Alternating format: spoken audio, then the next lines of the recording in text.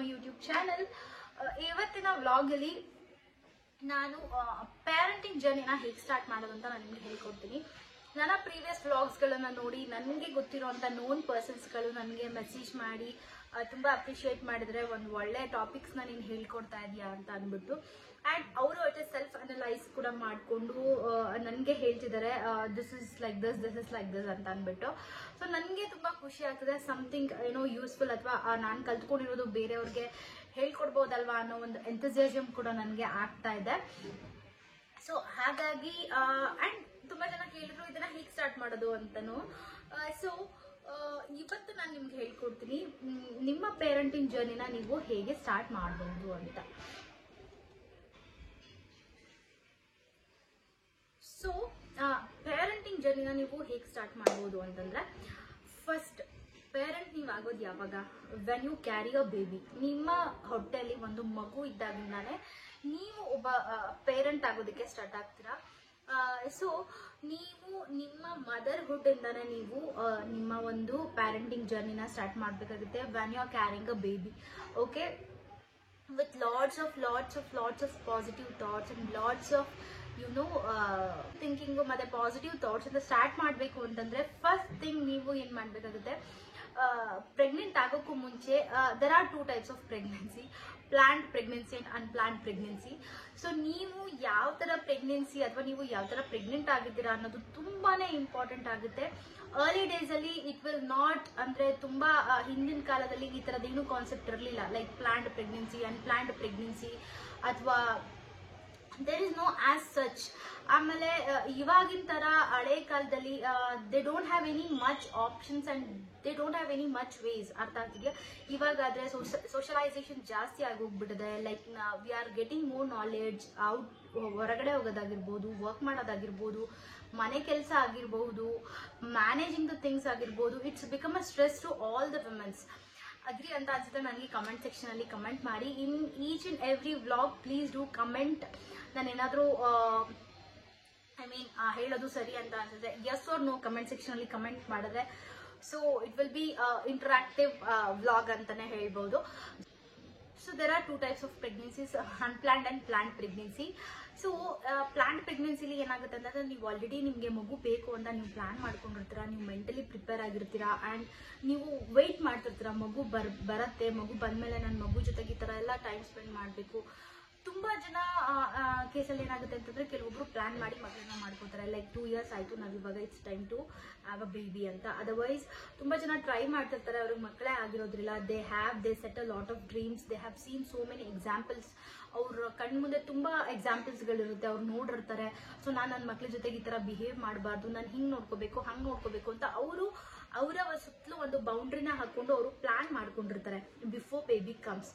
But unplan ಬೇಬಿನಲ್ಲಿ ಏನಾಗುತ್ತೆ ಅಂತಂದ್ರೆ, ಮೆಂಟಲಿ ನೀವು ಪ್ರಿಪೇರ್ ಆಗಿರಲ್ಲ. ಫಸ್ಟ್ ಥಿಂಗ್ ಅಮ್ಮಂದಿರು ಮೆಂಟಲಿ ಪ್ರಿಪೇರ್ ಆಗಿರಲ್ಲ. ಸೊ ಸಡನ್ ಆಗಿ it will happen and there are lot of things, nausea ಆಗಿರ್ಬೋದು, ಮೂಡ್ ಸ್ವಿಂಗ್ಸ್ ಆಗಿರ್ಬೋದು, ಆ್ಯಂಡ್ ಏನಂತ ಹೇಳ್ತಾರೆ ಹಾರ್ಮೋನಲ್ ಇಂಬ್ಯಾಲೆನ್ಸ್ ಇಂದ ಯು ಮೇ ಫೀಲ್ ಡೌನ್.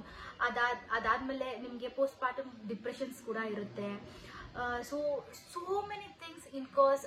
ಅದಾದ್ರ ಮೇಲೆ ಸ್ಕ್ರೋಲಿಂಗ್ ಆನ್ ಸೋಷಿಯಲ್ ಮೀಡಿಯಾ, ನಿಮ್ಮ ಬಾಡಿ ಚೇಂಜ್ ಆಗುತ್ತೆ. ಸೊ ಅನ್ಪ್ಲಾನ್ಡ್ ಅಲ್ಲಿ so many things are there which is ನಿಮ್ಗೆ ಅದನ್ನ ಅಕ್ಸೆಪ್ಟ್ ಮಾಡ್ಕೊಳ್ಳೋದಕ್ಕೆ ತುಂಬಾನೇ ಕಷ್ಟ ಆಗುತ್ತೆ. ಅದಕ್ಕೆ ಇಂಡೈರೆಕ್ಟ್ ಆಗಿ ನೀವೇನು ಅನ್ಕೊಂತೀರಾ ಅಂತಂದ್ರೆ, ಇಂಡೈರೆಕ್ಟ್ ಆಗಿ that you are pregnant and your baby is a reason, or indirect ಆಗಿ your body is getting changed because of your pregnancy.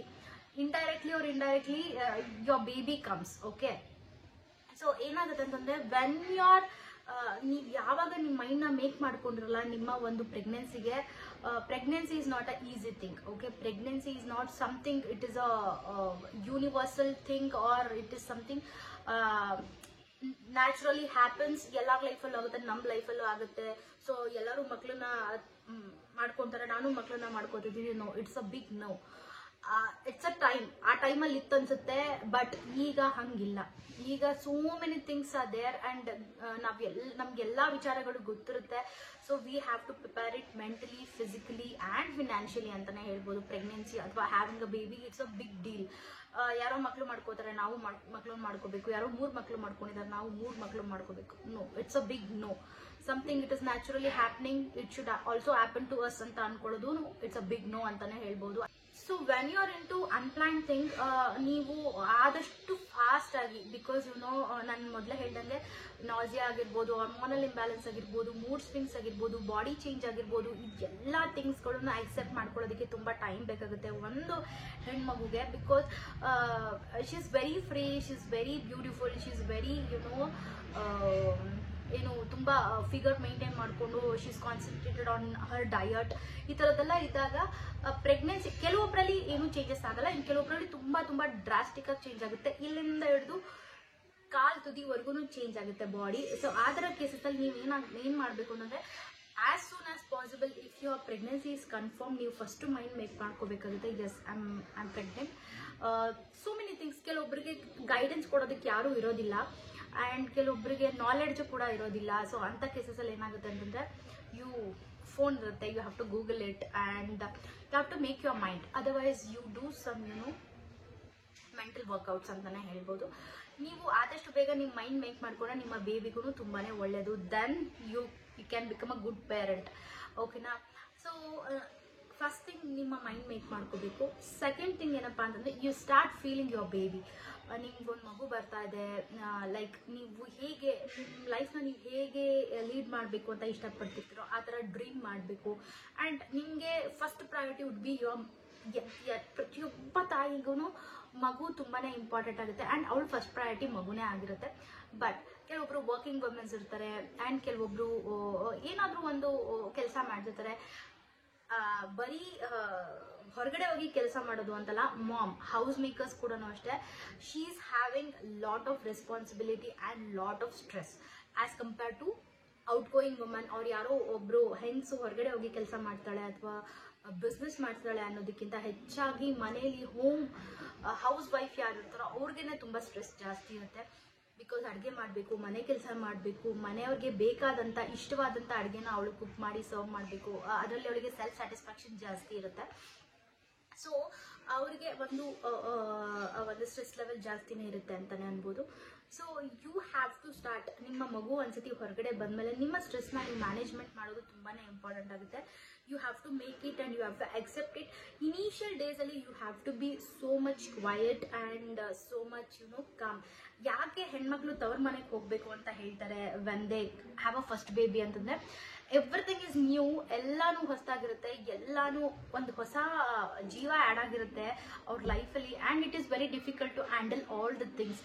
So support system ಆಗಿ ಅಮ್ಮಂದಿರಿದ್ರೆ it would be great for a lady ಅಂತ ಅಂದ್ಬಿಟ್ಟು ಅಥವಾ for a woman ಅಂತ ಅಂದ್ಬಿಟ್ಟು first ಪ್ರೆಗ್ನೆನ್ಸಿನ ಅಮ್ಮನ ಮನೇಲಿ ಇರಬೇಕು ಅಂತ ಅದು ಎಲ್ಲರೂ ಹೇಳ್ತಾರೆ. ಆ್ಯಂಡ್ ನಮ್ಮ ಒಂದು ಇಂಡಿಯನ್ ಕಲ್ಚರ್ ಪ್ರಕಾರ ಎಲ್ಲರೂ ಅದನ್ನ ಫಾಲೋ ಮಾಡಿಕೊಂಡು ಬರ್ತಾರೆ. ಅದು ಬಿಟ್ಟರೆ ನೀವು ಮೆಂಟಲಿ ಪ್ರಿಪೇರ್ ಆಗಿ ಸ್ಟ್ರಾಂಗ್ ಆಗಿದ್ರೆ you could handle your pregnancy and pre and post partum ಎರಡನ್ನೂ ನೀವೇ ಹ್ಯಾಂಡಲ್ ಮಾಡ್ಕೊಂಡು ಹೋಗ್ಬೋದು. So once you started loving your kid or started you loving your parenting journey, you both husband and wife, then your parenting journey starts then and there only. Okay na, rather than ivaga work from home iddavರಿಗೆ husband support ಮಾಡ್ತಾರೆ. if at all office going ಇದ್ರೆ women cannot blame her husband. okay, ಅವರು ಹೊರಗಡೆ ಹೋಗಲೇಬೇಕು, earn ಮಾಡಲೇಬೇಕು. But ಮನೇಲಿದ್ದಾಗ they will support.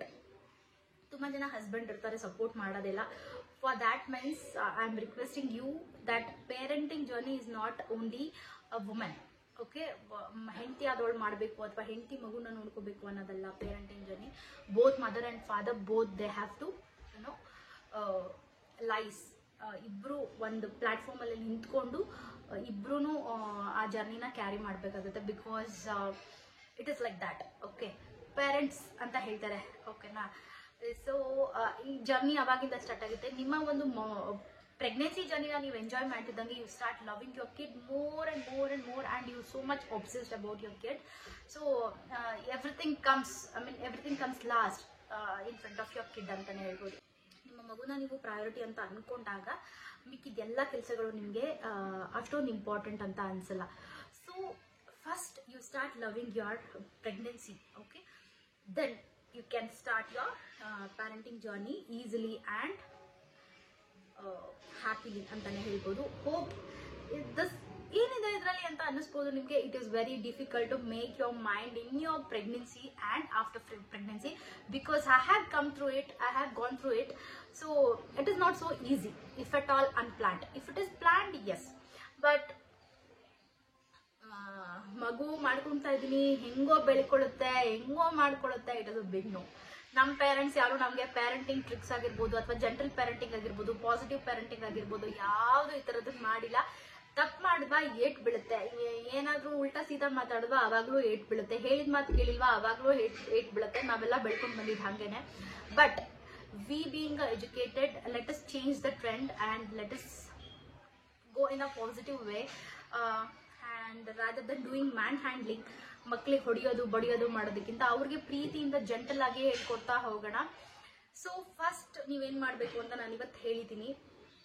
ಯಾರೆಲ್ಲ pregnant ಇದ್ದೀರಾ ಅಥವಾ ಯಾರೆಲ್ಲ ಏನೋ ನ್ಯೂ ಬಾರ್ನ್ಗೆ ಮಾಮ್ ಆಗಿದ್ದೀರಾ, let us make your mind. ನಾನು ನೆಕ್ಸ್ಟ್ ವ್ಲಾಗಲ್ಲಿ ಹೇಳ್ತೀನಿ ಇನ್ನು ಏನೇನು ಟಿಪ್ಸ್ಗಳನ್ನ ನೀವು ಫಾಲೋ ಮಾಡ್ಬೋದು, ಇನ್ನು ಎಲ್ಲೆಲ್ಲಿ ನೀವು ಕರೆಕ್ಟ್ ಮಾಡ್ಕೋಬೋದು.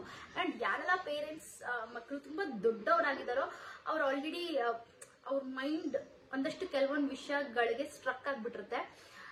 ಬಟ್ ತುಂಬ ವಿಷಯಗಳನ್ನು ಚೇಂಜ್ ಮಾಡ್ಕೋಬೇಕಾಗುತ್ತೆ.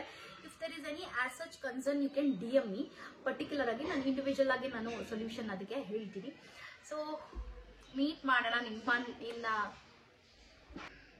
ಸೊ ನನ್ನ ನೆಕ್ಸ್ಟ್ ಬ್ಲಾಗಲ್ಲಿ ನಿಮ್ಮನ್ನ ನಾನು ಮೀಟ್ ಮಾಡ್ತೀನಿ. ಅಲ್ಲಿವರೆಗೂ ಇವತ್ತಿನ ಇನ್ಫಾರ್ಮೇಷನ್ ನಿಮ್ಗೆಲ್ಲರಿಗೂ ಇಷ್ಟ ಆಗಿದೆ ಅನ್ಕೊಂತೀನಿ ಫ್ರೆಂಡ್ಸ್. ಮತ್ತೊಂದು ಹೊಸ ಬ್ಲಾಗ್ ಜೊತೆಗೆ ನಾನು ನಿಮ್ಮನ್ನ ಮೀಟ್ ಮಾಡ್ತೀನಿ. ಅಲ್ಲಿವರೆಗೂ keep supporting me, take care and by.